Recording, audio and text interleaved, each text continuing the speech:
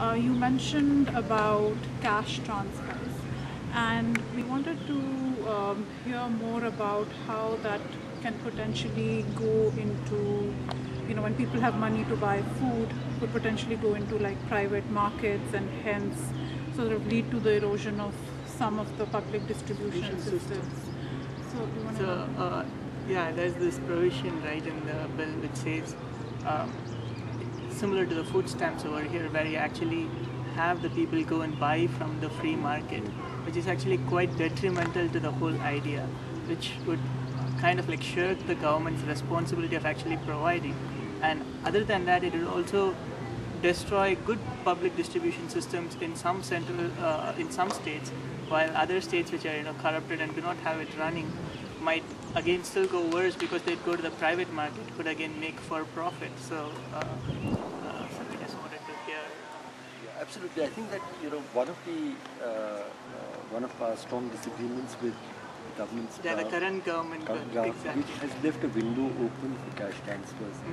It was a really contested point right through the discussions.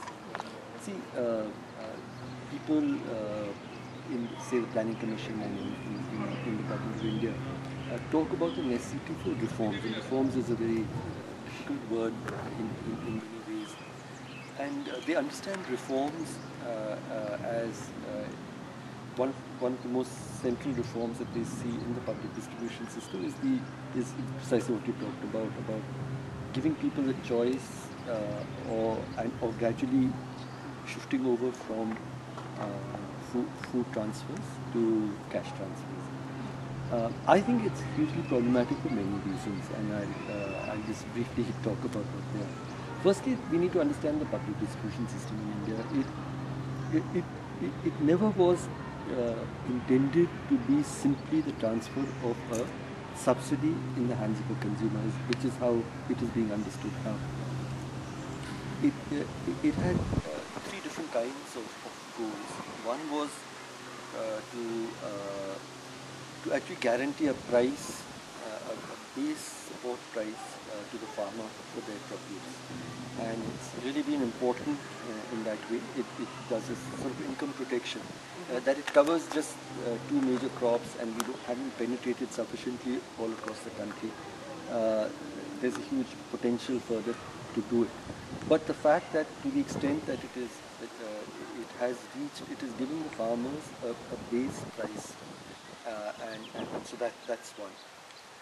The second is the role of price stabilization, and that a lot of food scarcity and even famines occur not because there's an absolute shortage of food, but because prices grow very high, and the government is supposed to quickly move food to areas where prices begin to rise, and to stabilize prices. And then the third objective is, of course, to transfer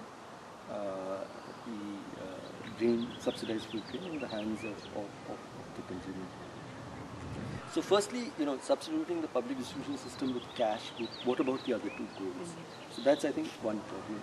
But there are other problems as well. The second set of problems to my mind is that the assumption, the implicit assumption is that it's much easier to transfer cash than to transfer food, and there will be less corruption. Now, what is the empirical basis for that? We do have cash transfer programs at present. The most important one really is the old age pension. And as Supreme Court Commissioner in the Right to Food case, I monitor both the functioning of the PDS and old age pensions, among other programs. And I would rate the old age pension as perhaps even worse in terms of its corruption and delays in lack of transparency than the PBS. And so my second point is that there is the assumption that substituting grain for cash is going to suddenly make the system more deliver better with greater transparency and integrity is not borne out. And and we still have not figured out ways that if you have to steal, you can steal cash, but you need to reform. And PDS has been reformed as much as pension has been reformed in specific states. Andhra Pradesh has done a great job reforming the pension system, but Chhattisgarh has done a great job In terms PDS. of in PDS. Yeah, exactly. So it's possible. The last is the question of gender, and there is evidence from all over the world that that cash in the hands of a household tends to be controlled by men, and men tend to have priorities which can be food, but can be other things. I won't stereotype to say that men will just simply drink it away, etc. But there's that globally we've seen that culturally cash is controlled by men, and food in a household tends to be controlled by women, and it is likely to remain within that household. And so I would say that there's much greater chance of a food-based PDS that ending up as nutrition for the child as compared to cash, where there's a chance it will and a chance it will not. So for these many reasons, I don't support the idea of substitute. I think it would be disastrous to do that. So actually our next question is related to the PDS system, and it came up in one of the sessions this morning. Yeah. What do you think about including locally grown millets such as jawar and bajra, etc., in the public distribution system beyond just the white rice and the wheat? And there were reasons that were elaborated upon, the advantages of doing that, nutrition-wise and fertility of the soil and such. Not only do I fully agree, but that was one of the suggestions that came in quite early when we were drafting it in the embassy.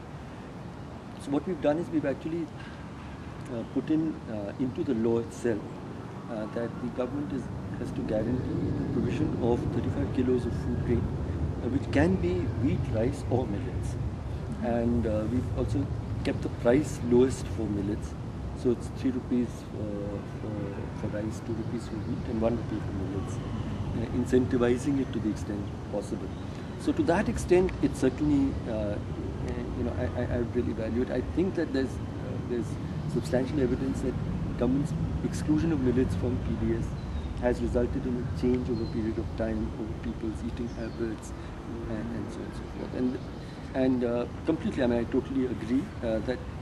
But the fact is that there is, and that's fortunately been retained by the government even in its draft bill.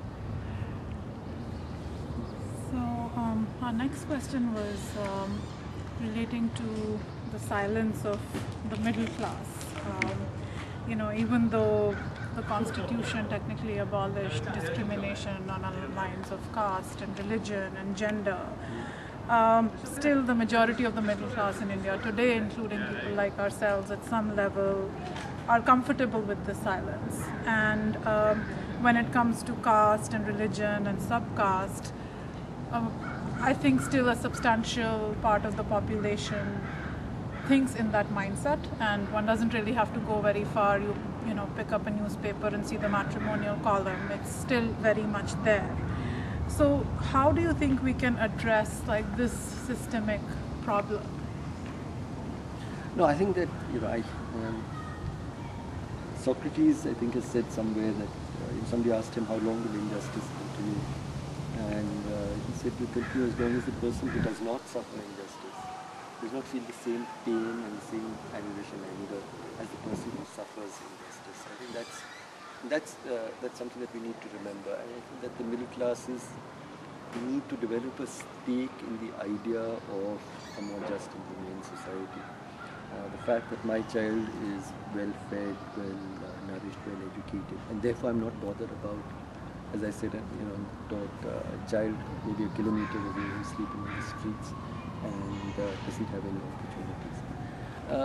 I think the Indian middle class, and middle class everywhere, but I think the Indian middle class is passing through a phase where it is particularly disengaged with suffering around it. For a whole set of, it's a long discussion, but I think it's a combination of the old feeling of caste which justifies people getting what they that their fate, their destinies will be determined by where they are born. The idea of the British class system, which we've also inherited and absorbed, people from good families and bad families, and so on, based on their wealth. And then we have, I think,